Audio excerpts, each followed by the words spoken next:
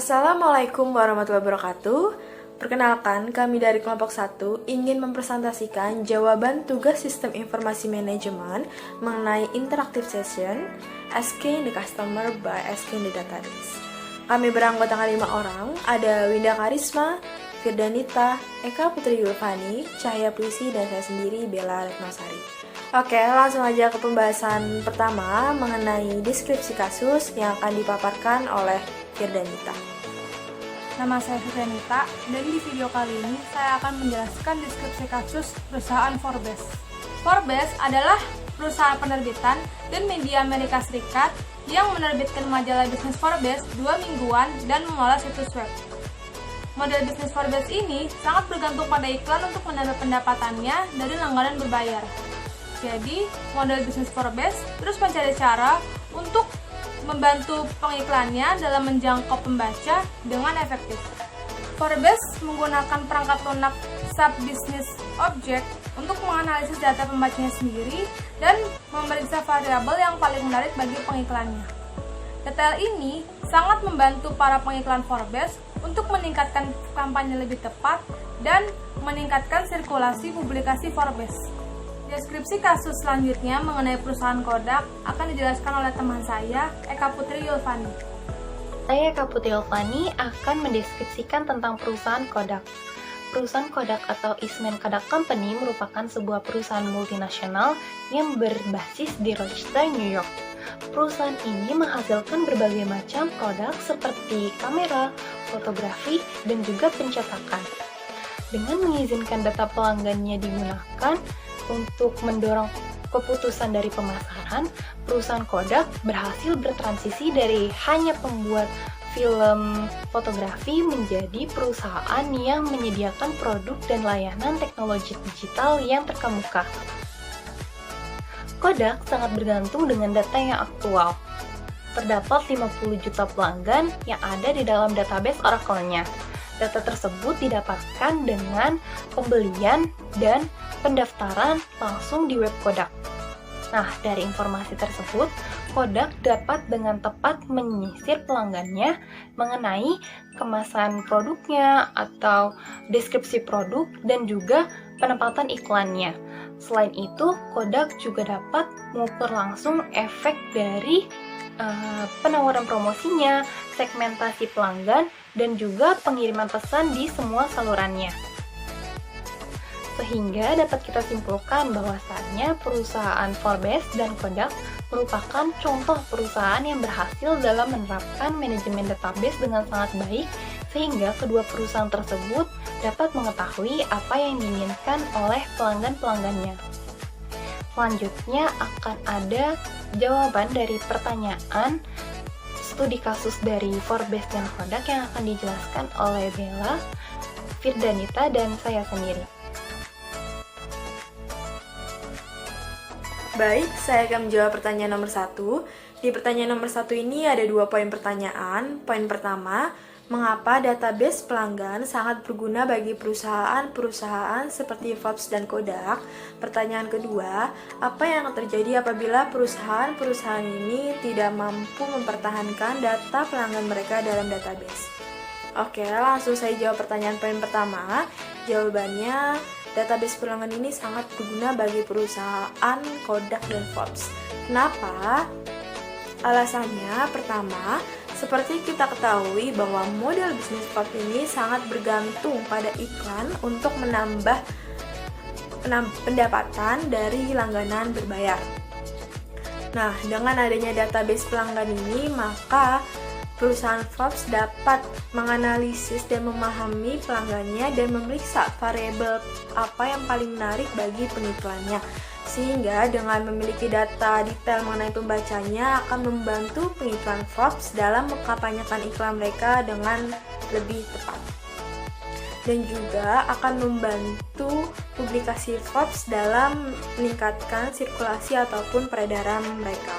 Alasan kedua, database ini juga sangat berguna bagi Kodak karena dengan adanya database pelanggan ini membantu Kodak dalam mengambil keputusan pemasaran yang lebih tepat. Seperti Kodak mampu menyasar setiap jenis pelanggannya dengan kemasan retail, deskripsi produk, dan penempatan iklan yang lebih tepat. Jawaban pertanyaan nomor 2, apabila perusahaan-perusahaan ini tidak memiliki database data pelanggan dalam database mereka, maka hal ini akan menyebabkan perusahaan-perusahaan ini tidak memiliki informasi apapun mengenai pelanggannya. Sehingga tidak heran lagi apabila perusahaan ini tidak mampu mengenali ataupun tidak mengetahui apa yang diinginkan oleh pelanggannya.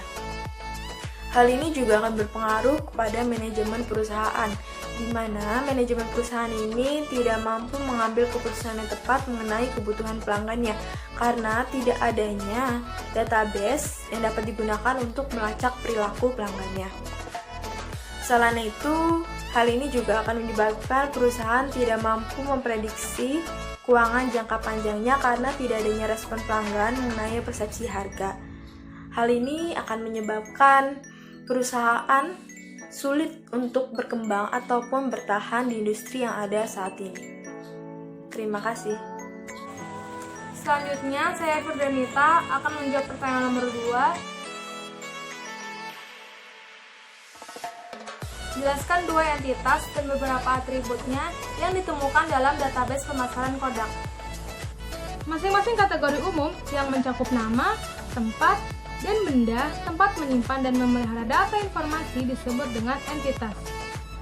Setiap entitas memiliki karakteristik tersendiri yang disebut dengan atribut.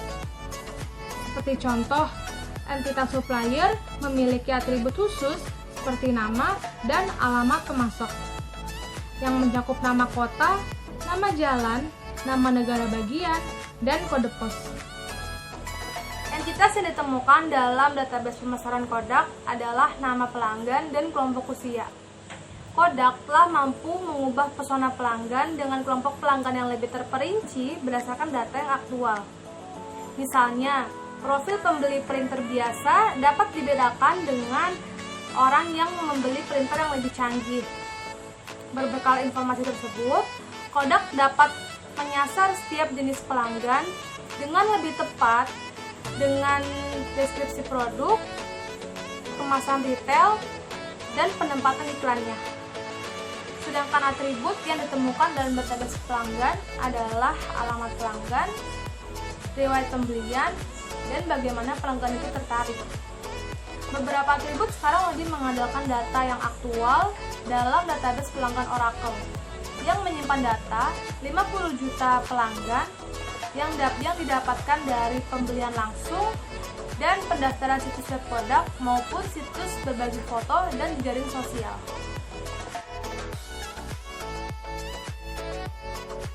Pertanyaan nomor 3, bagaimana manajemen data yang lebih baik dapat meningkatkan kinerja bisnis masing-masing perusahaan?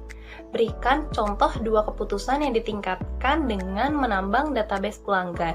Nah, di sini sebelumnya sudah dicontohkan pada studi kasus bagaimana Forbes dan Kodak menangani atau mengumpulkan database-nya. Pertama, database dari Kodak itu dengan menyimpan catatan komunikasi dari perusahaan dan pelanggannya, dan juga Forbes yang membeli daftar pelanggannya dari organisasi lain. Nah, data-data ini sebelumnya dikumpulkan melalui media sosial, media seluler, web, dan juga email.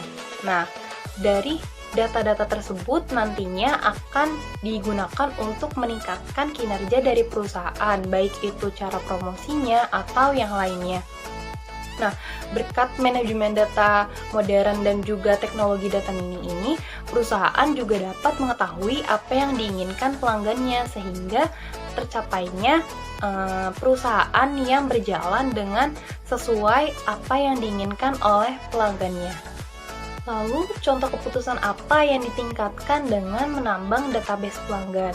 Nah, dalam teori data mining di sini terdapat 2 teori yang diterapkan oleh 2 perusahaan tersebut. Nah, di sini ada klasifikasi dan analisis rinci. Nah, dari klasifikasi ini diterapkan oleh perusahaan Kodak, di mana perusahaan Kodak mengganti profil pelanggan kasarnya menjadi profil kelompok pelanggan berdasarkan data yang aktual. Misalnya, profil pembeli dari printer entry level multifungsi Kodak C310 dapat dibedakan dari orang-orang atau pelanggan yang membeli printer ESP Office Kodak 6150 yang lebih canggih dan mahal. Jadi sudah tersusun database-nya tiap-tiap kelompoknya. Yang kedua, Forbes menerapkan analisis rinci, di mana Forbes mengklaim bahwa dia dapat memahami setiap individu yang berinteraksi dengan mereknya atau dengan perusahaannya. Contohnya, Forbes membuat detail untuk membantu pengiklanan Forbes untuk menargetkan kampanye mereka dengan lebih tepat dan membantu publikasi untuk meningkatkan sirkulasi atau penawaran dari mereka. Sekian dari saya, selanjutnya akan ada Miss in Action yang akan dibahas oleh Cahya dan Minda.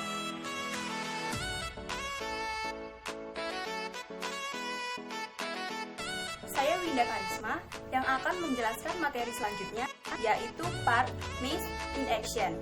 Di dalam part ini, kami diharuskan terlebih dahulu untuk mengunjungi website Forbes dan mengamati salah satu iklan bergambar yang terdapat di sana.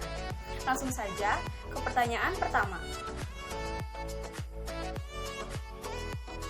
Setelah kami mengunjungi website Forbes, kami mengetahui bahwa pelanggan atau pengunjung Forbes ini berasal dari usia dan pekerjaan yang berbeda.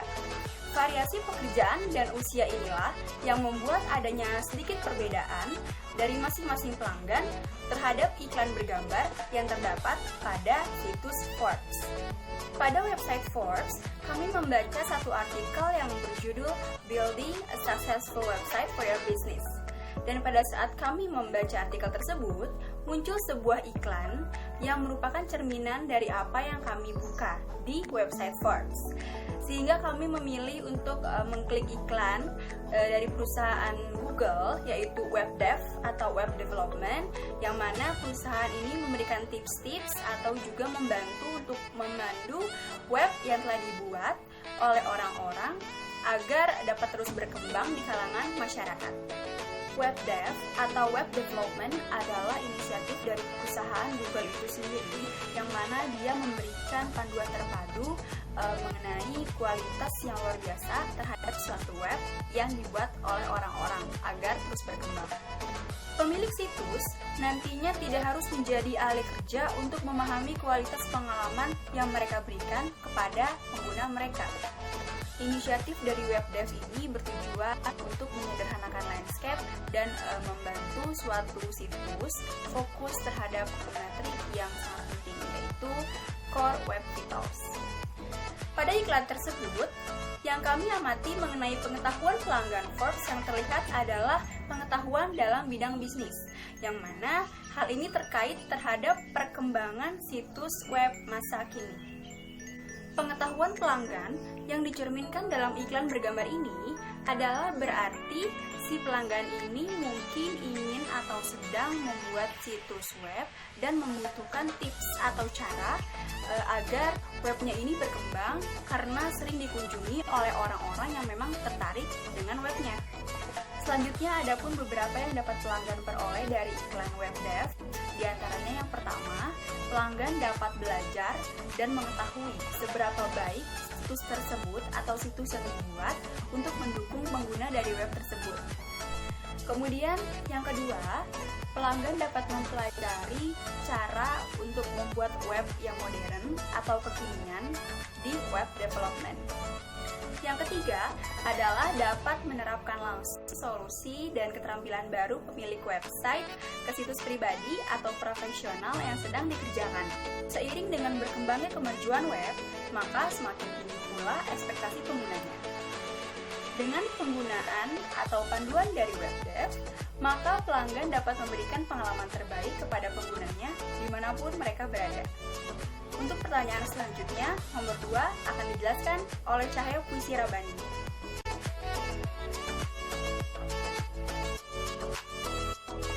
Oke, baik, saya akan menjawab pertanyaan nomor 2. Di sini ada 3 poin pertanyaan. Poin pertama, informasi apa yang ingin diketahui perusahaan web.dev tentang pengunjung situs web Forbes untuk meningkatkan penjualan dan pendapatannya.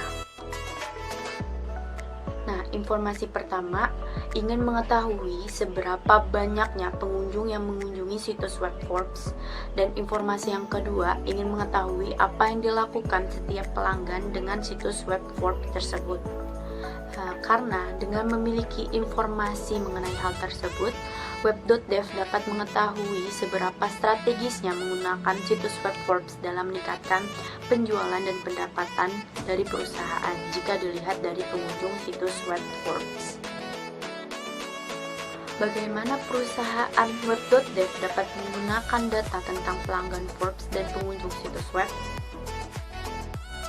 Forbes menyimpan data ekstensif tentang pelanggan individu dan pengunjung situs web dari langganan majalah dan kunjungan ke situs webnya.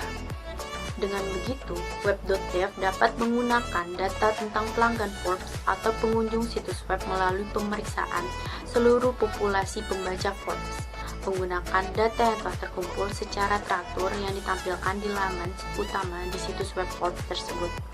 Nah, web.dev akan mengetahui dan menggunakan data pelanggan Forbes dan pengunjung situs web yang mana akan ditampilkan kampanye iklan dari perusahaan web.dev ke laman Forbes yang akan pengunjung buka. Nah, yang terakhir, poin ketiga, informasi apa yang paling penting? Yang paling penting adalah informasi mengenai apakah orang tersebut adalah pelanggan Forbes atau pengunjung situs web yang terdaftar. Karena Forbes memiliki pengetahuan tentang demografi, nilai, dan gaya hidup serta cara orang tersebut berinteraksi dengan Forbes selama bertahun-tahun. Nah, detail ini membantu web.dev menargetkan pengiklanannya dengan lebih tepat dan juga membantu Forbes meningkatkan sirkulasi perusahaan mereka. Oke, sekian dari presentasi kami. Kurang lebihnya mohon dimaafkan. Wassalamualaikum warahmatullahi wabarakatuh.